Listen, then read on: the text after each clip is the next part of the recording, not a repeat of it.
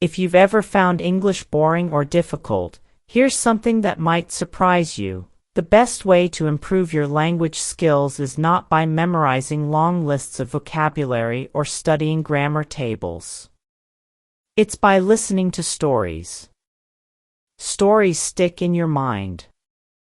They connect words with emotions, places, and experiences. That's how language becomes part of you, without even trying. So if you want to improve your English the natural way, hit the like button, subscribe to NativeRoad, and tap the bell so you don't miss the next adventure. We've got plenty more stories coming your way, each one filled with useful English in the middle of real-life moments. Let's jump into today's story. It's about a guy named Leo, a Roman cafe, a very familiar face, and a case of mistaken identity that he'll never forget. Leo had always wanted to visit Rome. The city was old and beautiful, full of history, food, and art. But what really excited him was the feeling of walking through a place where every street told a story. He arrived on a sunny afternoon, suitcase in one hand, camera around his neck, and a list of places to explore in his backpack. On his second day, after a morning spent wandering the ruins of the Colosseum and taking photos near the Roman Forum, Leo decided to slow down. The streets were getting busy, and his legs were tired. He found a quiet cafe near a small square, tucked between two tall stone buildings with green shutters and vines climbing up the walls. The cafe had a few outdoor tables under large white umbrellas. Leo picked one near the edge, sat down, and ordered a coffee and a small pastry. It was the kind of place where time seemed to move more slowly. The air smelled like espresso, the sound of clinking cups mixed with the hum of Italian conversations, and pigeons walked lazily between the chairs. Then it happened. Leo looked up from his phone and saw a man walking toward the cafe. The man was wearing dark sunglasses, a beige coat, and a black baseball cap.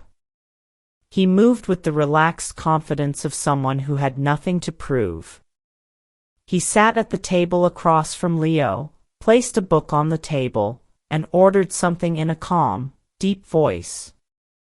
Leo's heart skipped a beat. The man's face looked familiar.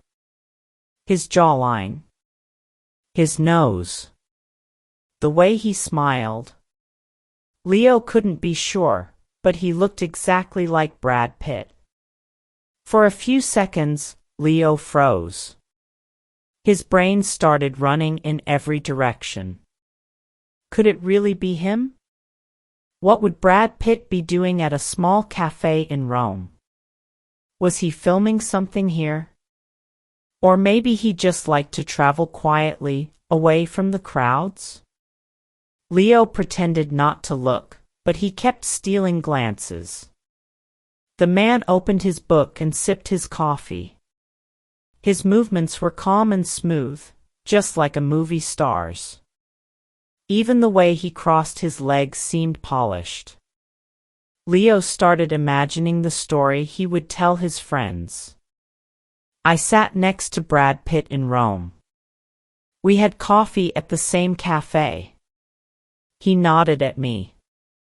Maybe they would believe him. Maybe they wouldn't. But one thing was clear, he needed proof. He slowly reached for his phone. He wasn't planning to take a selfie. That felt too obvious.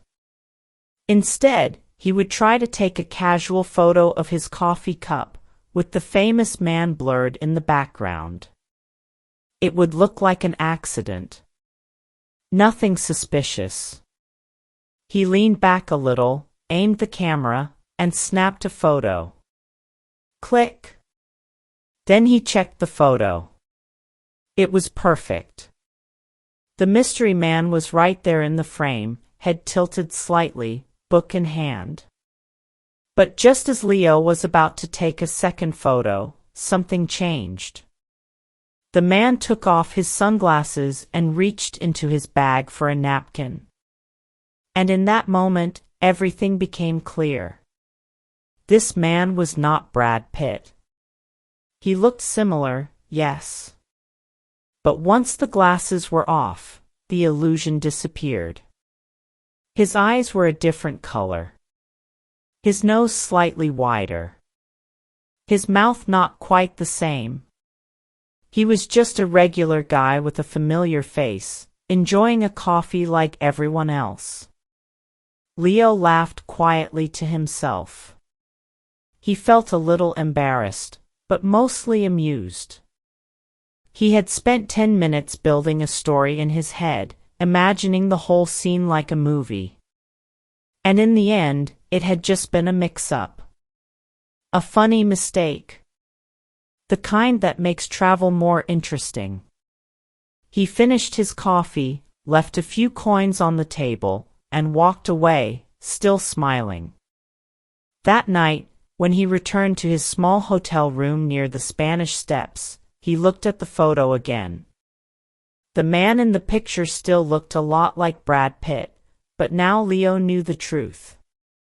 He posted it online with a caption, "Thought I had coffee with Brad Pitt in Rome today." Turned out to be his Italian cousin. His friends loved it. And Leo learned something valuable that day. When you travel, not everything goes as planned. You might get lost, see something strange, or believe something that turns out to be false. But those are the moments you remember most. The unexpected, funny, confusing little things that stick with you long after the trip is over. And now, thanks to this story, you've learned a ton of English without even noticing. You picked up useful phrases like, "he looked exactly like," "to steal a glance," "to build a story in your head," and "the illusion disappeared." That's what stories do. They teach you language in a way that's natural, emotional, and unforgettable.